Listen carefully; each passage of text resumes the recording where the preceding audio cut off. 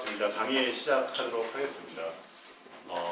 등남 등녀 미리 축하드리고 강의 시작하도록 하겠습니다.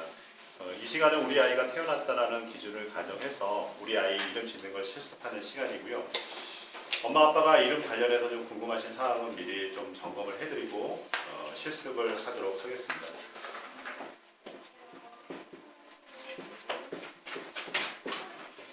먼저 저를 좀 소개하면 저는 명천 박상원이고요. 데이비 네임스 대표로 있습니다. 우리나라에서 가장 많이 팔리는 장명책을 쓴 저자고요. 제 이름은 명천, 하늘의 뜻을 받아 이름을 짓다라는 뜻이고요. 제가 24년 전에 성균관에서 받은 이름인데 지금은 이제 이름을 짓는 일을 하고 있습니다. 그러니까 엄마 아빠가 이름을 지으실 때 그 이름이 아이의 운명과 연관이 없을 거라고 생각하지만 굉장히 많은 연관이 있습니다. 그래서 될 수 있으면 아이의 운명에 맞는 이름들을 찾아가는 방법들에 대해서 우리가 같이 실습해 보도록 하겠습니다. 제 강의 시간이 전체 강의가 9시간짜리 강좌고요. 지금 1시간 안에 줄여서 얘기를 해보기 때문에 제가 엄마 아빠가 궁금하신 사항들을 좀 정리를 해드리고 가도록 할게요. 우리 하늘의 엄마는 이름을 관련해서 어떤 게 좀 궁금하세요? 뭐 있으십니까? 저는 예. 태어난 시간이나 사주 보고 이름을 사주 보고 이름 짓는 방법에 대해서 알고 싶어요. 예, 알고 싶으시고요. 우리 달콤이는 이름에 관련해서 어떤 게 좀 저는 궁금하세요? 지금 둘째인데요. 예. 첫째가 아들이고 둘째가 딸이거든요. 네. 근데 꼭 돌림을 할 필요는 없지만 예. 비슷하게 이름을 중간이든 끝이든 맞췄으면 좋겠는데 네. 어떤 걸 선택을 해야 될지가 좀 궁금해요. 예, 제가 정리해 드리도록 할게요. 형제 자매가 있으신 경우에 돌림자를 결정하셔야 되는데 이름을 지으실 때는 이제 부모 사주랑 형제 자매 사주를 전부 다 열어놓고 이름을 짓게 됩니다. 그렇게 봤을 때 이름은 하늘의 기운과 땅의 기운 이 두 가지가 있는데 두 아이의 사주를 열어봤는데 하늘의 기운이 좀 비슷하다 하면 첫 자를 받게 되고요. 땅의 기운이 비슷하다 하면 두 번째 글자를 받게 됩니다. 그건 구체적으로 제가 다시 한번 설명해 드리도록 할게요. 돌림자 받는 방법에 대해서 제가 정리를 해드리도록 하겠습니다. 우리 천복이는 이름 관련해서 어떤 게 궁금하십니까? 전 여자인데요. 예. 여자 이름에 쓰지 말아야 할 한자가 있다고 하던데. 예, 여자의 이름에 쓰지 않는 불용 문자들은 어떤 것들이 있는지 정리를 좀 해드리도록 할게요. 여러 가지 것들이 있고요. 불용 문자는 여자 이름에 쓰지 않는 것, 아니면 첫째나 둘째한테 쓰지 않는 것, 그리고 뭐 여러 가지 것들이 있습니다. 전체적으로 한번 불용 문자는 정리를 해드리도록 할게요. 우리 행운이는 이름 관련해서 어떤 게 좀 궁금하십니까? 저도 딸인데요. 예. 돌림자가 있다고 하는데 예, 딸한테는 돌림자를 안 써도 된다는 게 있어가지고. 예, 맞습니다. 딸은 돌림자를 안 쓰셔도 되고요.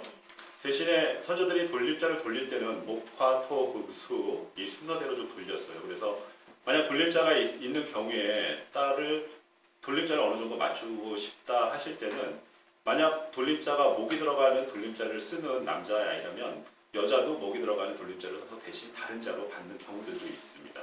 그래서 일단 딸이시니까 안 쓰셔도 되고요. 좀 자유롭게 접근하셔도 됩니다. 좋은 이름. 예, 좋은 이름 제가 가르쳐 드리도록 할게요.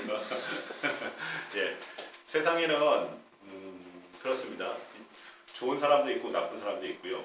이름도 좋은 이름도 나쁜 이름도 있습니다. 그래서 엄마 아빠들이 어떻게 좋은 이름을 골라갈 수 있는지, 어떻게 나쁜 이름은 피해갈 수 있는지 정리해 드리도록 하겠습니다. 우리 도담이는 이름에 관련해서 어떤 게 좀 궁금하십니까? 지금 남자아이라 돌림자를 써야 되거든요. 예, 돌림자는 어떻게 되세요? 약간 열자인데 예. 약간 잘못하면 놀림받을 수도 있을 것 같고 예. 그런 부분들을 좀 주의하면서도 좀 이제 문세라든지 이런 부분들이 좀 좋은 그런 걸 좀 지어야 될 것 같거든요. 예. 그런 거를 하려고 하니까 조심해야 될 점이라든지 그런 점들을 좀 생각을 해야 될 것 같아서 예. 네, 돌림자가 열자면 좀 괜찮고요.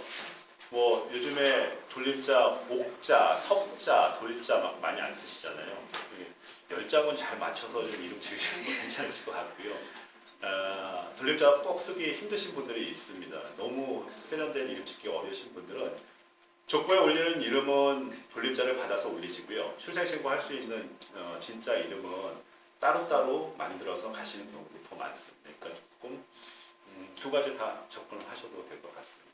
네, 사주에 맞는 이름은 어떻게 찾아가는지 정리해드리도록 하겠습니다.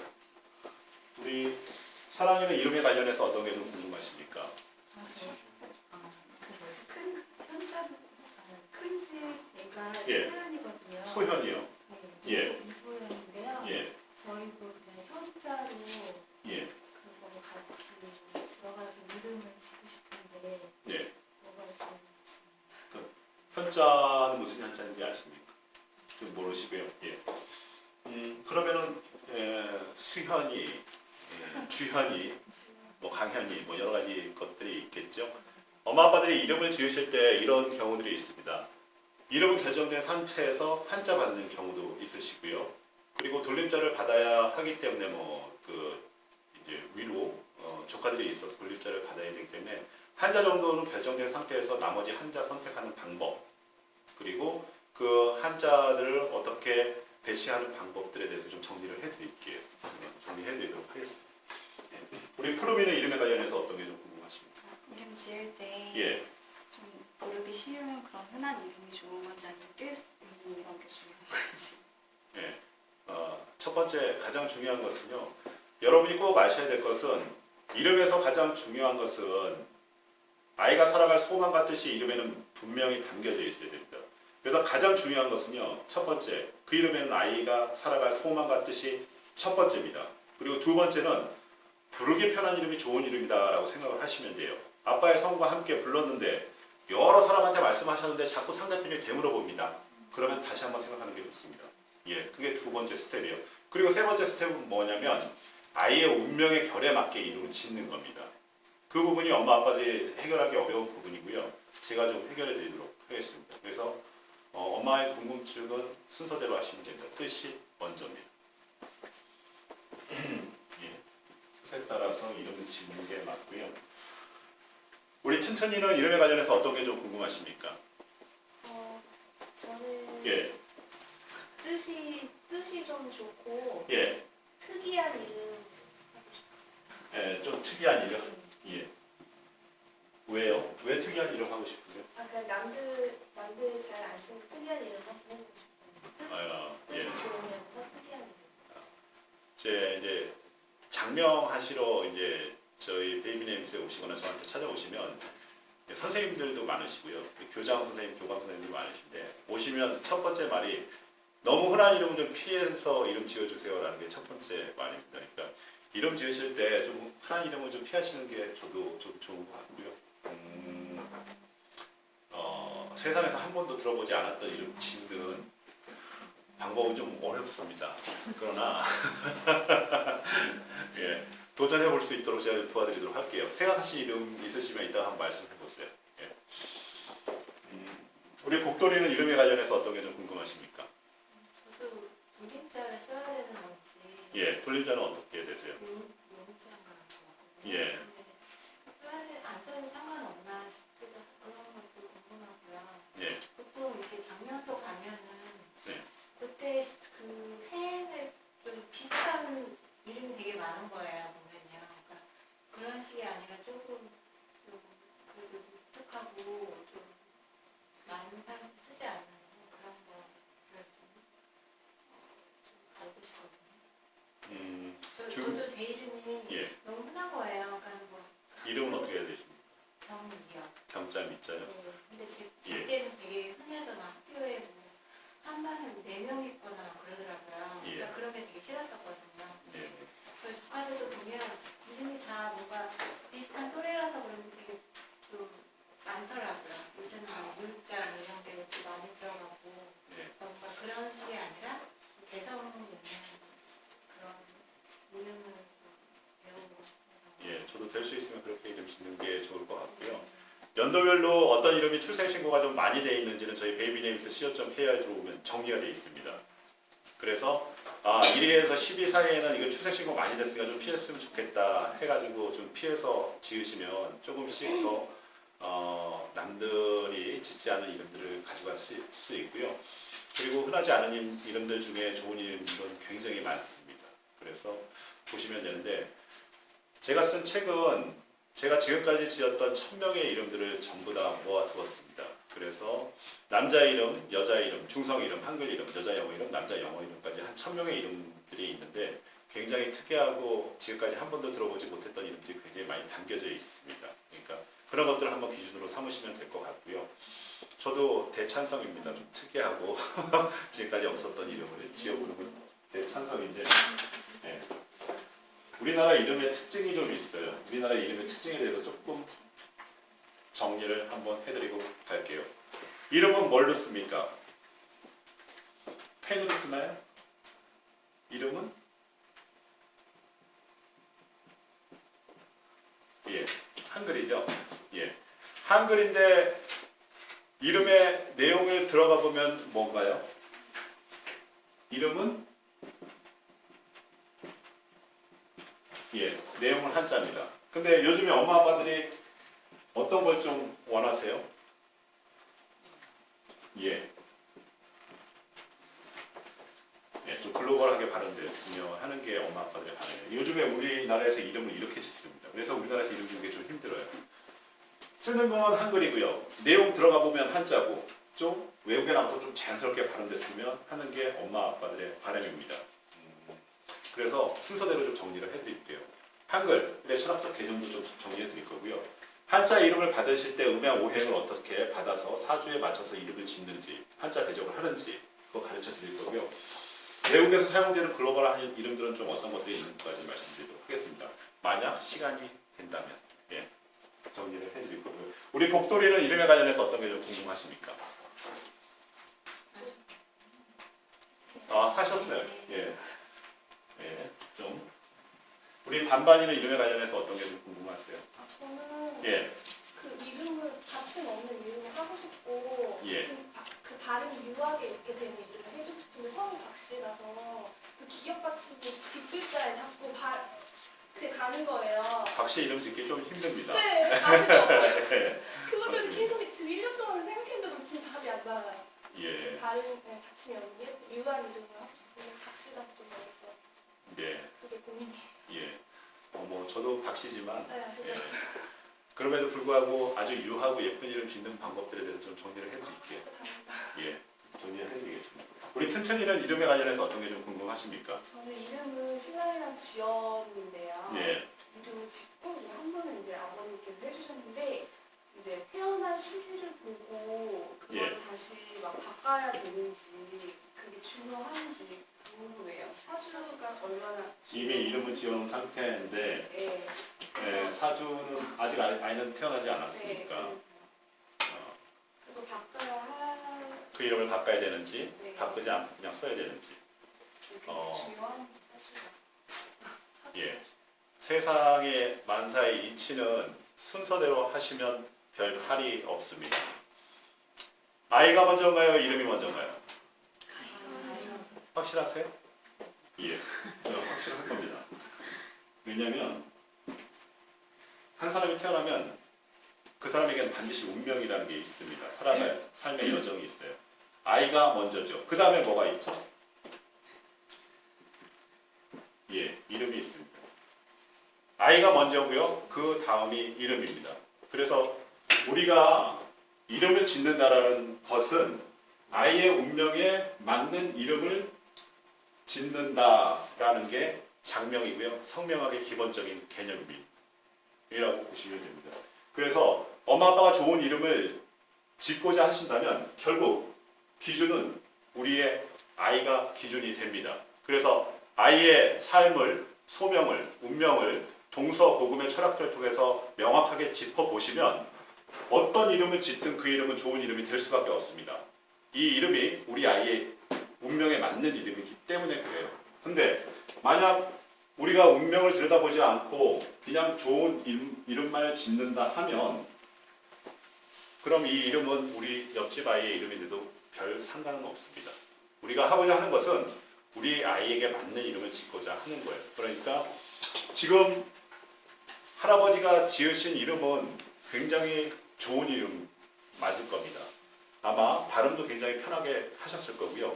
거기에 가장 좋은 뜻을 또 배치를 하셨을 겁니다. 그거는 좋은 이름이고요.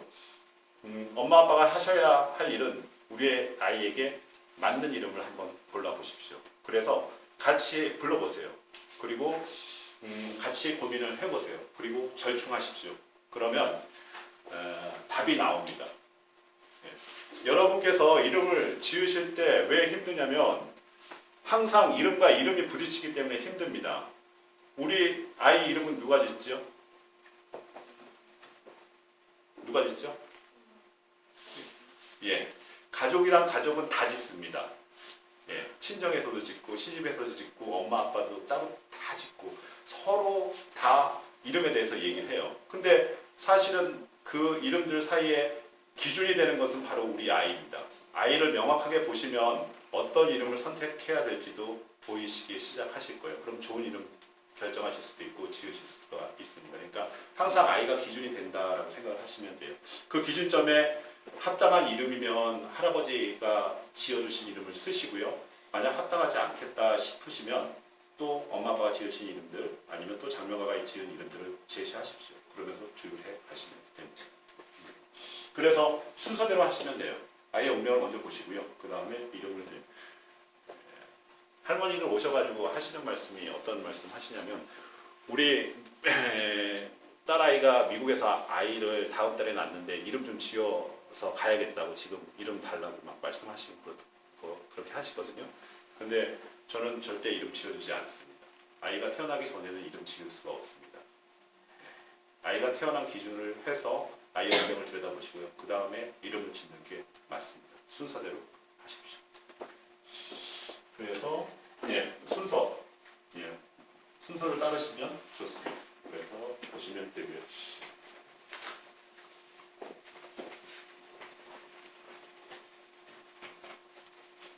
그래서 대충 오늘 해야 될 일은 어느 정도 나온 것 같습니다. 아이의 사주에 맞춰서 이름을 짓는 방법, 그리고 불용 문자, 그리고 돌림자 어떻게 돌리는지, 특이한 이름들 한번 접근해 보도록 할게요. 이런 것들 중심으로 해서 접근을 하도록 하겠습니다. 일단 사주가 나왔으니까 아이 사주간지는 아이 태어나시면 저희 베이비네임스 co.kr 들어오시면 무료로 받아볼 수 있도록 해놨습니다. 그래서 그 사주간지를 바탕으로 해서 이름을 찾아갈 수 있도록 제가 해놨으니까 사주에 대한 기본적인 개념을 한 번만 딱 잡아드리고 갈게요. 이따가 사주간지 열어보고 우리 엄마 아빠가 직접 사주간지를 바탕으로 이름을 찾아가는 걸 연습해야 되기 때문에 사주에 대한 것은 간단하게만 정리해 드리도록 하겠습니다. 사주가 나왔으니까. 여러분이 사주간지 받으시면 아셔야 되는 거기 때문에 여기 기둥이 몇 개인가요? 예, 기둥이 4개라서 우리 이거 뭐라고 얘기하냐? 사주라고 얘기합니다. 인생을 가지고 있는 4기둥이고요. 사주 보러 가시면 상대편이 뭐 물어보나요? 태어난 년, 월, 일, 시 이렇게 4가지를 사주라고 얘기하고요. 사주는 반을 뚝 잘라서 위에 있는 걸 천간, 하늘의 기운이라고 얘기하고 밑에 있는 걸 지지, 땅의 기운이라고 얘기를 합니다. 제가 나눠드린 시트 뒷장 보시면 천간과 지지 이렇게 되어 있고요. 이 장의 위에 있는 건 천간, 갑을병정 무기경신임계 이렇게 되어 있고 지지는 자축인묘진사원 및 신유술해 이렇게 되어 있습니다. 그래서 천간 중에 4글자가 위에 깔리게 되고요. 지지 중에 4글자가 밑에 깔리게 됩니다. 천간 보시면 선조들이 이름을 지을 때 어떻게 적용을 했냐면 갑을, 병정, 무기, 경신, 임계 이렇게 되어 있는데 한번 2개씩 동그라미를 쳐보세요. 갑을 동그라미, 병정, 무기, 경신, 임계 2개씩 동그라미를 치시고요. 갑을 옆에다가 나무, 모 이렇게 써보세요. 나무, 모. 병정 옆에다가 불화, 무기, 흑토, 경신, 쇠, 금, 임계, 물수 2개씩 묶어서 목화토금수 이렇게 써보시고요.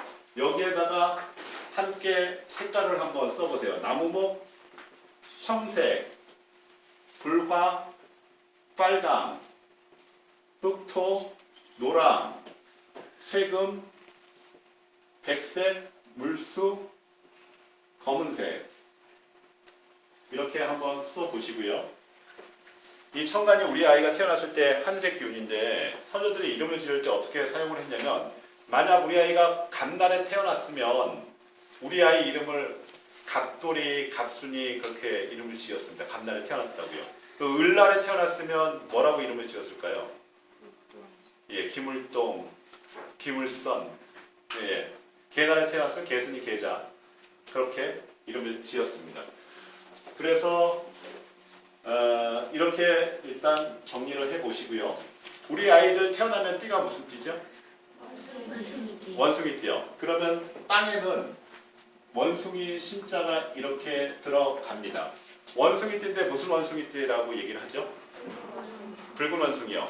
그러면 갑을병정 무기경신 임기의 중에 뭐가 들어갈까요? 예, 붉은색에 해당하는 게 뭐죠? 병정이죠. 올해가 무슨 신년이죠? 예, 병신년이죠. 이 병이 붉을 화자, 빨강에 해당되기 때문에 올해 원숭이를 빨간 원숭이 그렇게 얘기를 하는 겁니다. 예, 이게 화에 해당되기 때문에 그렇고요. 그러면 연, 월, 일, 시에 하늘의 글자가 네 글자가 들어가고요. 땅의 글자는 연, 월, 일, 시에 네 글자가 들어갑니다. 위에 네 글자, 밑에 네 글자 더하면 몇 글자죠? 8.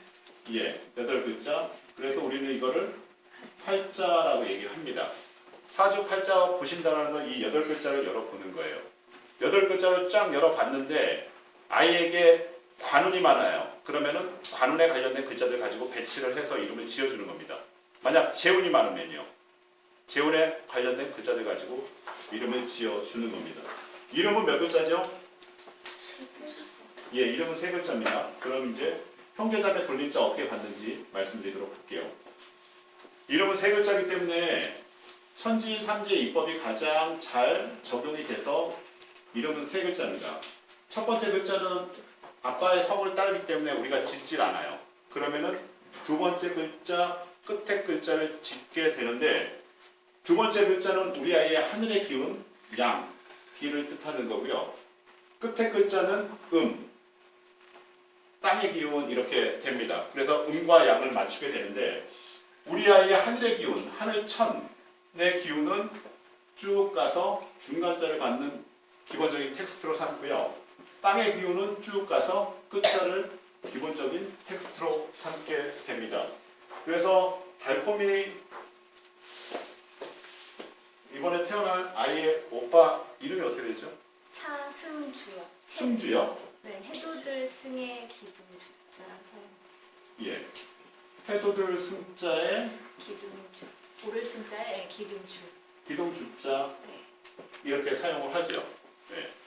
승주 이렇게 됐을 때 승주 사주랑 우리 동생 사주를 열어봤는데 요 천간이 비슷비슷해요.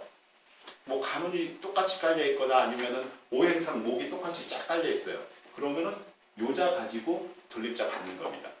근데 요 밑에 땅의 기운이 비슷해요. 그러면은 주자 가지고 돌림자를 받는 겁니다. 형제자매 돌림자 받았을 때 두 형제삼의 사주간지를 열어보고 천간이 비슷한지 지지를 비슷한지 보시고 결정을 하시면 되는 거예요. 태어나봐야지 이제 알 수 그렇죠. 있겠죠. 태어나봐야지 알 수 있습니다.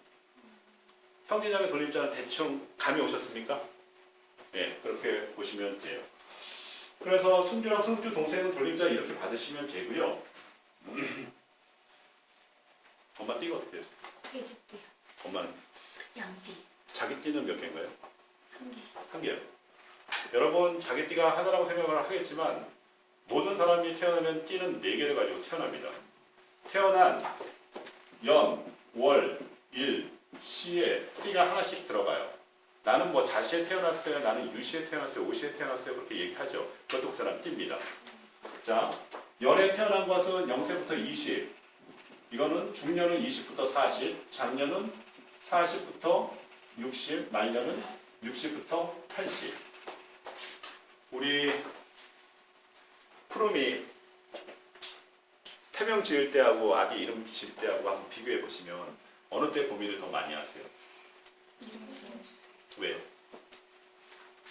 그러고 살아가야 되니까. 왜 쓸데없는 질문 하냐? 예, 엄마 아빠들이 태명 지을 때보다 이름 지을 때는 10배, 100배 고민을 더 많이 합니다. 그거는 시간 때문에 그래요. 태명을 지으실 때는 그 태명이 아이에게 10개월 이상 불리질 않습니다. 근데 이름은요, 한번 지으시면 평생을 사용합니다. 딱 100년 사용하게 돼 있어요. 그래서 이름을 지으실 때는 반드시 연월 일시, 이 아이의 초년, 중년, 말년 운을 전체적으로 열어놓고 운명을 보고 이름을 짓는 겁니다. 이름을 지을 때 기준점은 여기예요. 우리 아빠가 이름을 지으실 때 운명을 열어보지 않으시면요, 이름을 지을 때 기준점은 여기가 됩니다. 그냥 그 시대, 그 시절에 아니면 엄마 아빠가 생각하시는 좋은 이름을 결정하시는 게 이 기준점인데, 사실은 이름은 평생을 사용하기 때문에 기준점을 여기로 가져오셔야 돼요. 그래서 아이의 사주를 열어보고 이름을 짓는 겁니다. 이 아이의 운명의 곡선이 전체적으로 어떻게 펼쳐질까 좀 더 구체적으로, 좀 더 객관적으로 보시면 아이에게 맞는 이름을 결정하실 수가 있습니다. 그래서 제 저서는 될 수 있는 대로 아이의 중점을 두고요, 아이가 어떤 운명의 결을 가지고 태어났는지 엄마 아빠가 스스로 점검할 수 있도록 최대한 제가 정리를 해놨습니다. 무슨 말인지 아시겠죠? 그러니까 기준점을 여기에다 두시지 마시고요, 여기에 두십시오.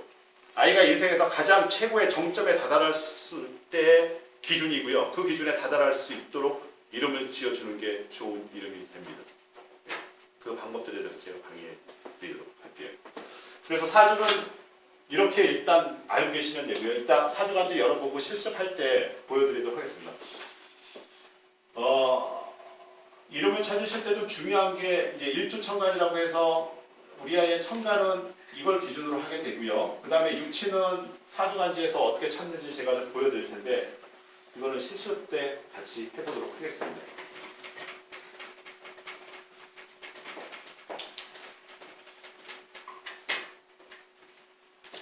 혹시 여기까지 이해 안 되시는 부분이나 좀 궁금하신 거 있으십니까? 예, 말씀하십시오. 천의 기운이 높으면은 가운데고 그렇게 예, 그렇죠. 정하셨는데 그게 둘 중에 어떤 게 높다라는 거는 예. 어떻게 알 수가 있어요? 그거는요, 좀 어려운데요. 예. 그 기준들은 두 사주간지를 열어보고 어느 게 더 가깝게 발현됐는지 하는 것은, 사주간지를 열어보면 위에 이제 이 위에 네 글자가 화, 토 이렇게 돼 있고, 밑에 네 글자는 금, 수. 지금 승주는 이렇게 되어 있는데, 승주 동생 사주를 열어봤더니 요 밑에 네 글자에 수가 서너 개 이렇게 쭉 깔려 있어요. 그러면 요게 비슷비슷하잖아요. 그러니까 요 줄자를 기준자를 잡아서 할 수 있다는 거예요. 열었을 때 비슷한 게 그렇죠. 찾는 비슷한 거예요. 걸 찾는 예. 거를 의미해요. 예. 그걸 이제 오행으로 찾을 수도 있고 아니면 육친으로 찾을 수도 있고 그래요. 조금 어렵습니다. 네. 근데 대충은 감이 오죠. 예. 근데 연습해 보셔야 돼요.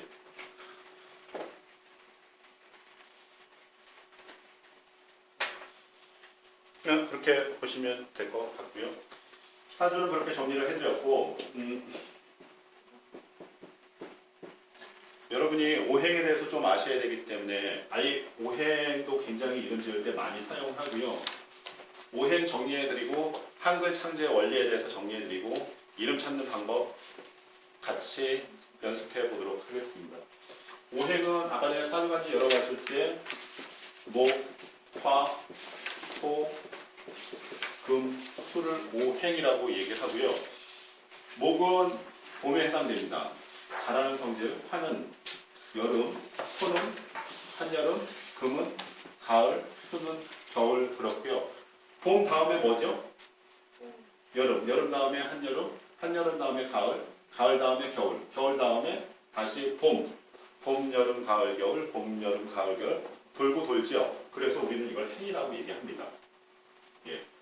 세상이 돌아가는 이치, 그걸 오행이라고 얘기하고요. 오행은 방위로 나타내면 목은 동쪽, 화는 남쪽, 토는 정중앙, 금은 서쪽, 수는 북쪽 그렇게 되고요. 제가 나눠드린 시트 앞장에 보시면 오행만 따로 떼어놔서 정리를 해두었는데, 이거를 좀 아셔야 되는 것은 이름 지을 때 선조들이 가장 많이 사용했던 방법이기 때문에 그렇습니다. 목 옆에 어제린자 이렇게 돼 있고요. 화 옆에는 무슨 글자 있나요? 예, 얘도 예자 이렇게 있고요. 토 옆에는요. 예, 믿을 신자 있고요. 금 옆에는요. 예, 오를 음자 이렇게 돼 있고요. 수 옆에는요. 예, 지우 집자 이렇게 되어 있습니다. 만약 목의 기운이 많다 하면 목자를 넣어서 목에 변을 넣어서 이름을 지으시면 되고요.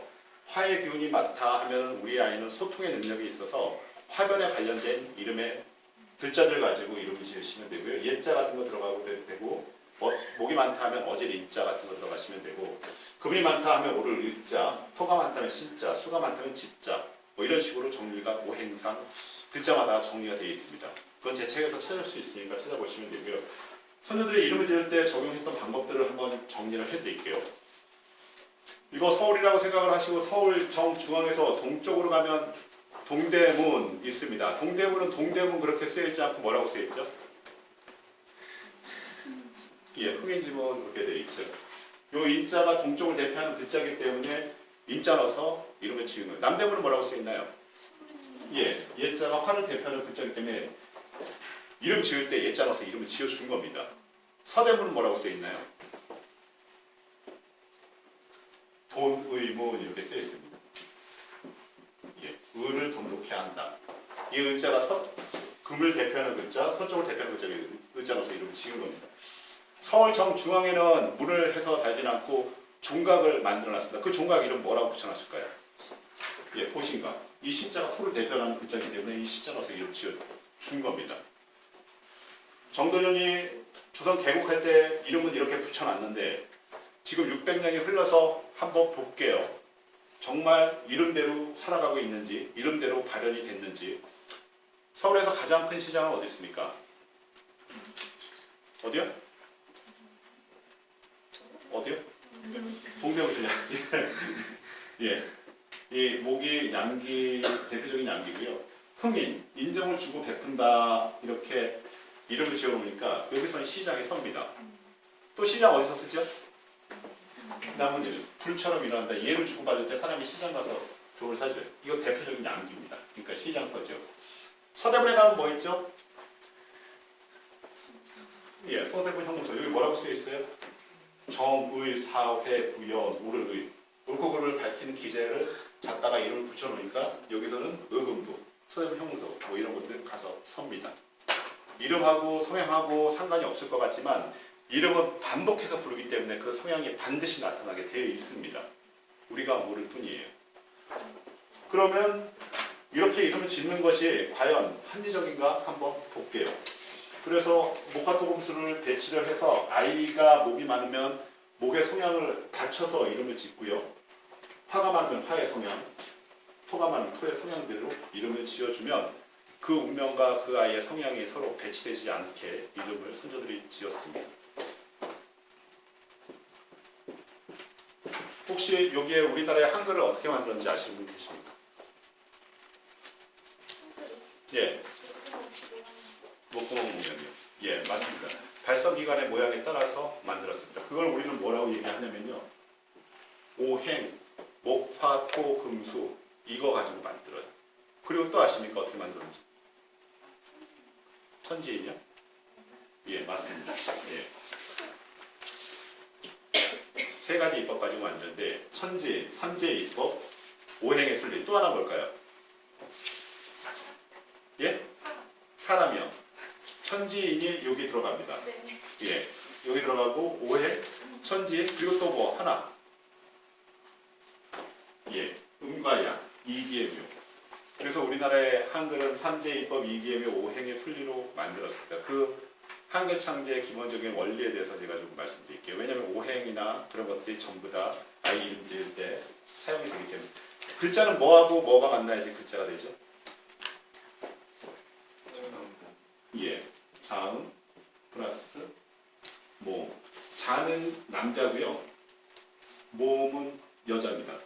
세상의 이치가 반드시 남자와 여자가 만나야지 생명이 탄생합니다. 그래서 글자의 제자 체계는 반드시 자음과 모음을 합해서 글자를 만들게 해놨어요. 그게 여기 이기, 음양의 입법 이렇게 됩니다. 아까 전에 이름을 지을 때 천지, 삼재에서 천은 플러스, 지는 마이너스. 그래서 음양을 맞추는 거예요. 밸런스를 그렇게 맞추게 되어 있습니다. 한글은 정인지가 해례본 서문에 뭐라고 써놓냐? 첫 줄에다 이렇게 써요. 우리나라의 한글은 삼재의 이법으로 만들었으니 능히 사람이 바꿀 수 없다 이렇게 씁니다. 한글은요 천지인 삼재의 이법으로 만들어져 있습니다. 모음부터 볼게요. 하늘에 떠 있는 게 뭐죠? 해. 어떻게 생겼나요? 동그랗게 생겼죠? 예. 해의 형상을 따라서 이렇게 만듭니다. 기본자. 땅은 어떻게 생겼나요? 평평하게 생겼죠. 사람은요? 예. 이게 모음의 기본자입니다. 천지. 이 3재를 이렇게 기본자로 만들고 나머지 모든 모음을 만들어냅니다. 그러면 자음은 발성기관의 모양에 따라서 만들었다 이렇게 돼 있는데 그걸 3재에 적용을 해볼게요. 목, 구멍은 어떻게 생겼나요? 동그랗게. 하늘은 동그랗게 생겼습니다. 그래서 기본적인 하늘의 모양은 동그랗게 바꾸고 입은 어떻게 생겼나요? 네, 네모나게 생겼죠. 땅은 각이라고 해서 원형, 지방. 예, 네모나게 생겼고 사람은 어떻게 생겼죠? 예, 서로 마주하고 서 있죠. 그래야지 사람입니다. 사람은 반드시 서로 마주하고 서 있어요. 이게 기본자. 동그라미, 네모, 세모. 이렇게 해서 이거 가지고 문자 체계를 만들어냅니다. 한번 이거 가지고 만들어 볼게요. 아까 전에 모카토금수 배우셨죠? 그럼 모카토금수에 따라서 이 오행에 따라서 글자를 한번 만들어 보겠습니다. 점, 선, 회. 점, 선, 회. 점 가운데는 놓고요. 여기 사람 하나 세워놓고 하늘을 찍어요. 그럼 이게 뭐죠? 땅 만들어 놓고 태양 하나 찍어요. 이거는요? 예, 이거는요? 예, 그렇죠. 이렇게 초자 만들고요. 이번엔 제자 어떻게 만드냐면 이번에는 2개씩 찍습니다. 해와 달. 이거 뭐죠? 이거는요?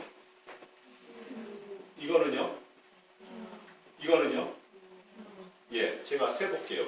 2개, 4개, 6개, 8개, 9, 10, 11. 한글 창제의 모음 기본자 11자 모카토금수에 배치해서 이렇게 만들어냅니다. 그러면 모음 이렇게 만들었으면 자음 만들어야죠. 동그라미 가지고 뭐 만들까요? 동그라미 또 히읗 또 옛날에 이런 자가 있었습니다. 그래서 이렇게 4개 만들. 미음 가지고 뭐 만들까요? 미음, 비읍, 피읍. 또 뭐 만들까요? 기역, 니은, 디귿. 이제 네모를 하나 더 만들어서 리을, 키역, 티귿. 지금 말씀드린 거 정리해 볼게요. 미음, 비읍, 피역, 기역, 키역, 니은, 디귿, 티귿, 리을. 네, 세모 가지고 뭐 만들까요? 시옷, 또, 시옷, 또, 지읒, 또, 반자. 창제 때 제가 세볼게요. 4개, 9개, 자음 17개. 한글 창제 때 28자. 이렇게 창제가 됩니다. 역사상 철학적 체계를 가지고 만든 문자 체계는 한글밖에 없어요. 그래서 한국 사람이 굉장히 똑똑한 겁니다. 이제 만들었으니까 오행에 배치를 해야죠. 아까 전에 목구멍 소리 어디냐? 수에 해당됩니다.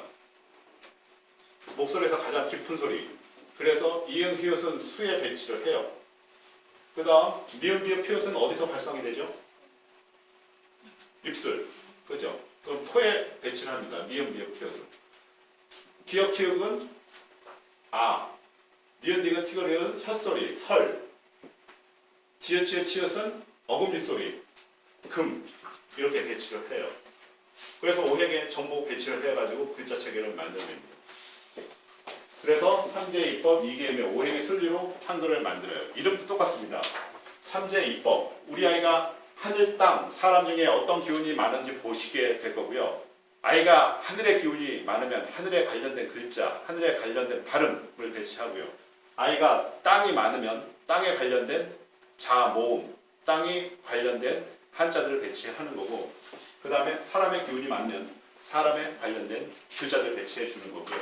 이 기, 이름은 두 글자이기 때문에 반드시 음과 양을 밸런스를 맞추게 해 놓습니다. 그래야지 치우치지 않을 수 있고요. 그 다음에 오해, 사람은 누구나 목화토금수 중에 하나의 어떤 기운들을 가지게 되어 있고요. 그런 것들을 잘 살릴 수 있도록 이름을 지으면 그 이름은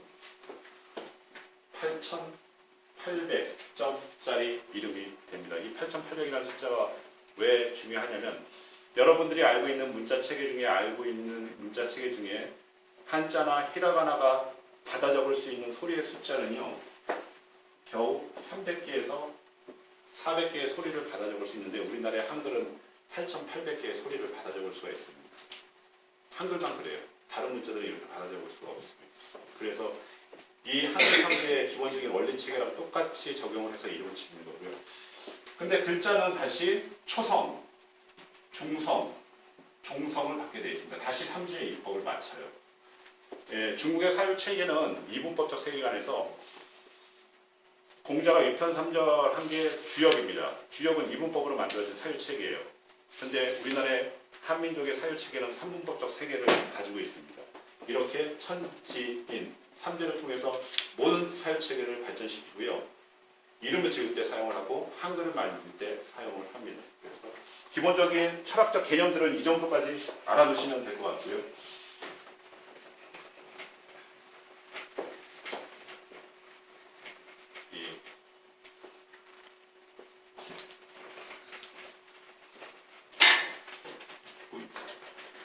이름 짓는데 왜 이렇게 철학적 얘기가 많이 나와 이렇게 생각을 하실 텐데 한번 제가 물어볼게요. 정신과 물질이라는 게 있다면 이름은 정신적인 선물인가요? 물질적인 선물인가요? 예. 그래서 지금은 철학 강의가 되는 겁니다. 인간이 가지고 있는 사회 체계가 어떻게 만들어지는지, 삶의 소명 중에 가장 중요한 것들이 어떤 것들이 있는지 얘기하는 것은 이 이름이 정신적인 선물이기 때문에 그렇습니다. 이름은 누가 가장 많이 짓나요, 보통? 부모님, 그리고 그 집안에서 가장 큰 어르신께서 이름을 짓습니다. 이게 정신적인 선물이기 때문에 그래요. 될 수 있는 대로 나이가 많으시고 학식이 높으신께서 이름을 짓습니다. 그리고 가장 동서고금의 철학들 중에서 가장 많이 짓는 건 성직자들이 가장 많이 짓습니다. 예, 신부님이나 목사님이나 스님, 선직자들은 대부분 정신적인 활동을 하기 때문에 이름 짓는 일들을 많이 해요. 근데 여러분 주위에 가까운 성직자 있으세요? 없으시죠? 부탁하기 힘드실 거예요. 여러분 주위에 어르신들 많이 계시지만 부친이나 모친한테 이름 부탁하시기 좀 힘드신 이유가 뭐냐면 그분들도 한자에 대해서 그렇게 많이 알지 못하기 때문에 운명에 대해서 깊게 알지 못하기 때문에 사실은 이름 짓고 싶어도 마땅히 부탁할 데가 없습니다. 그래서 동서고금의 철학들을 통해서 이름을 지을 수 있도록 제가 책을 잘 정리를 해놨으니까 그 책에 도움을 받으셔가지고 접근을 해가고 싶죠. 그러면 좋은 이름